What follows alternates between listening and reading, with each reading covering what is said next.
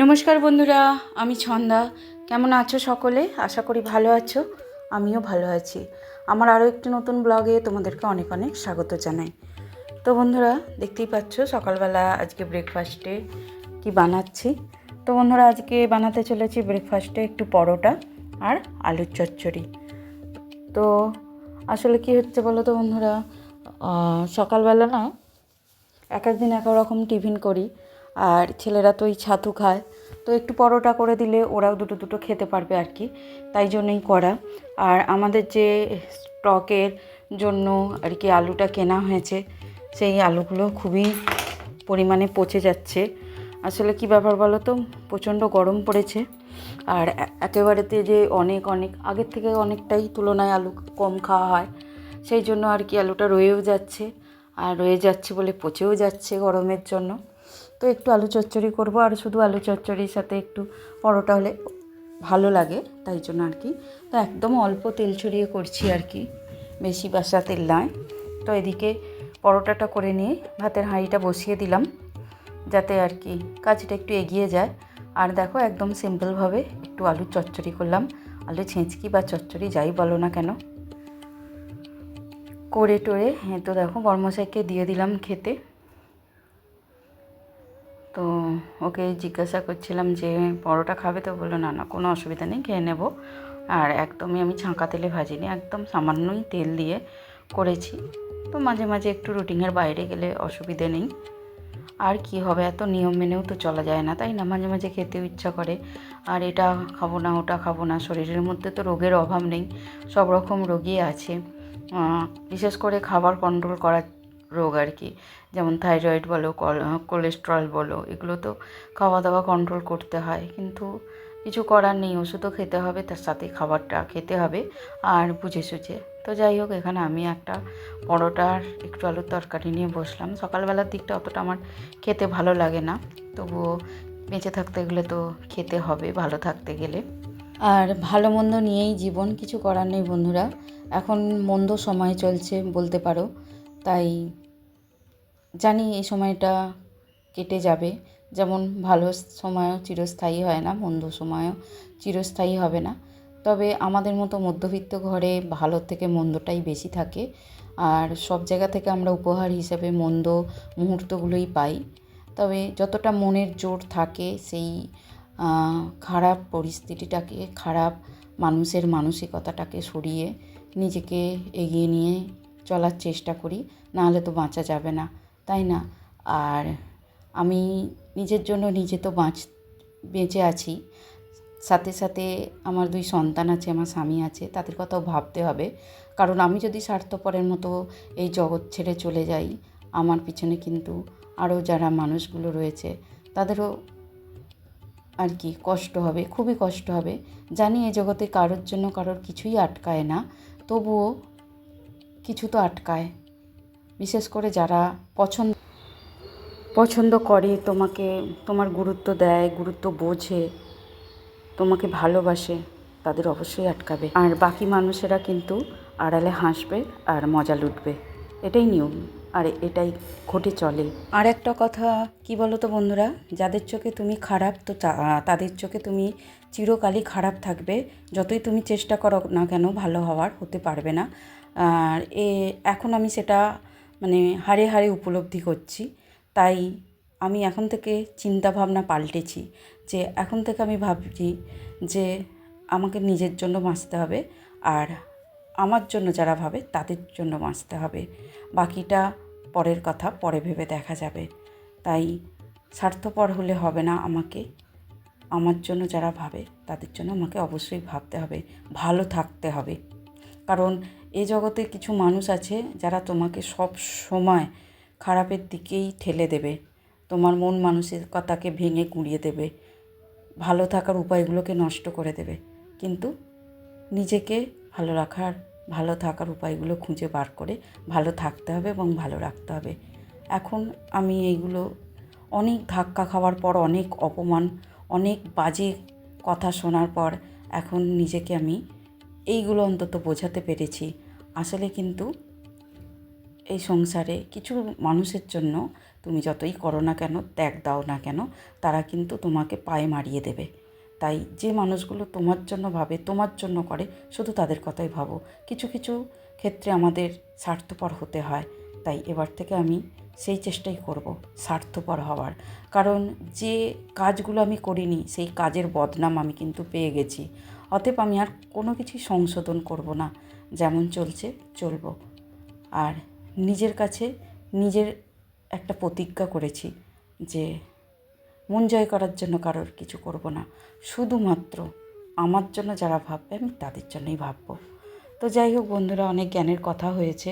আসলে বললাম না, পরিস্থিতি বা সময় এখন আমার ভালো যাচ্ছে না, মন মানসিকতাও ভালো যাচ্ছে না। তো যাই হোক, রান্নাবান্না তো করতে হবে। বসিয়ে দিয়েছে এদিকে ভাত, আর এদিকে একটু ওই টক ডাল করব, আর ডাঁটা আলু বেগুন দিয়ে বড়ি দিয়ে একটা তরকারি হবে। আর দেখা যাক কী হয়। তো এখানে দেখো সবজি কাটতে বসে পড়েছি।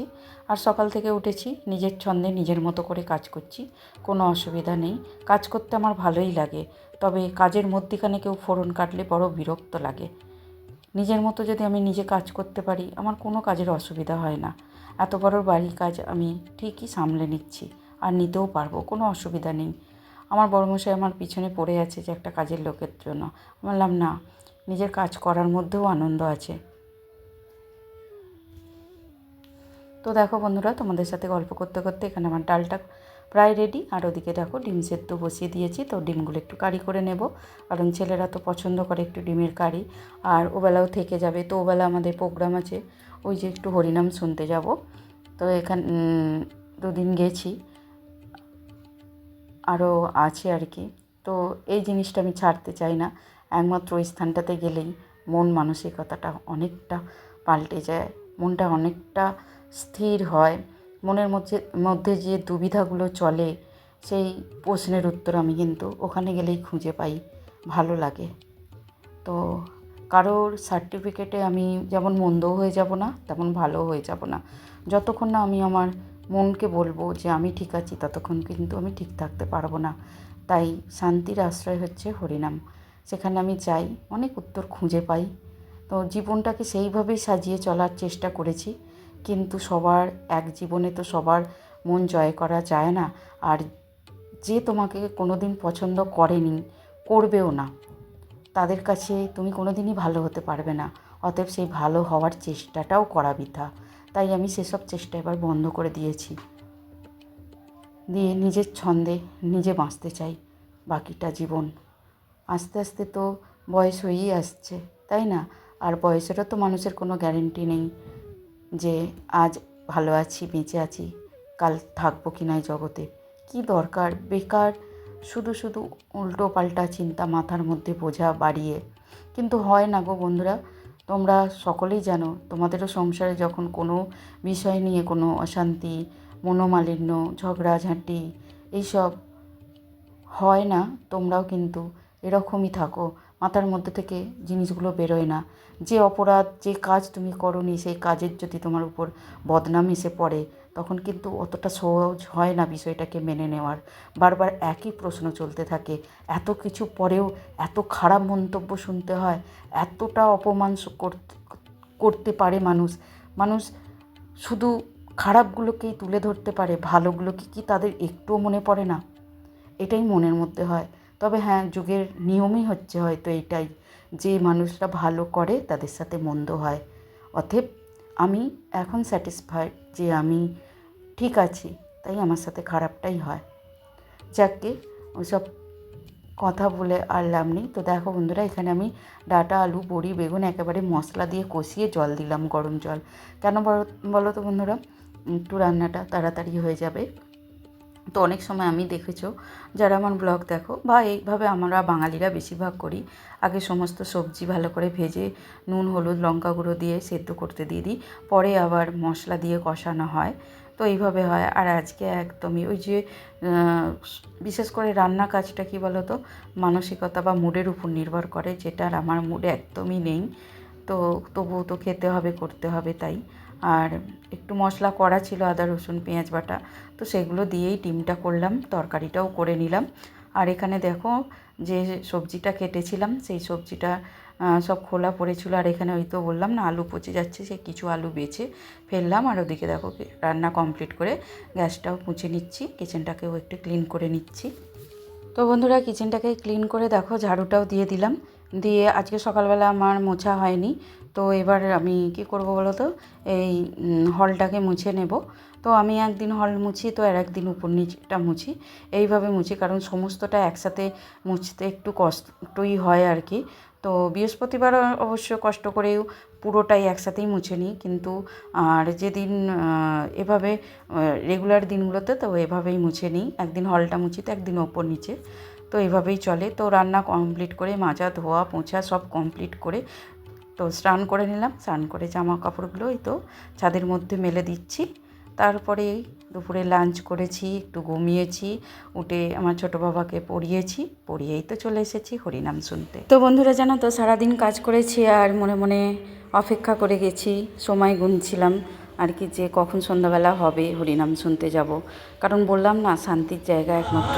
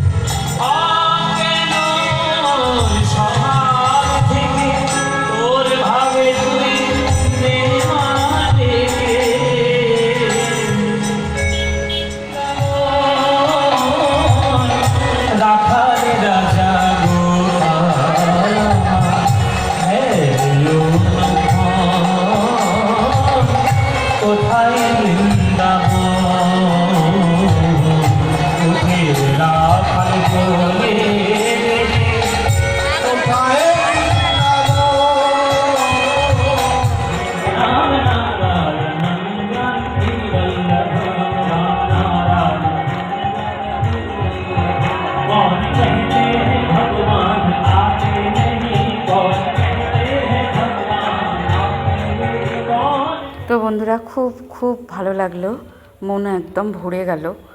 তো যাই হোক এই পর্যন্তই ছিল হরিনামের আসর।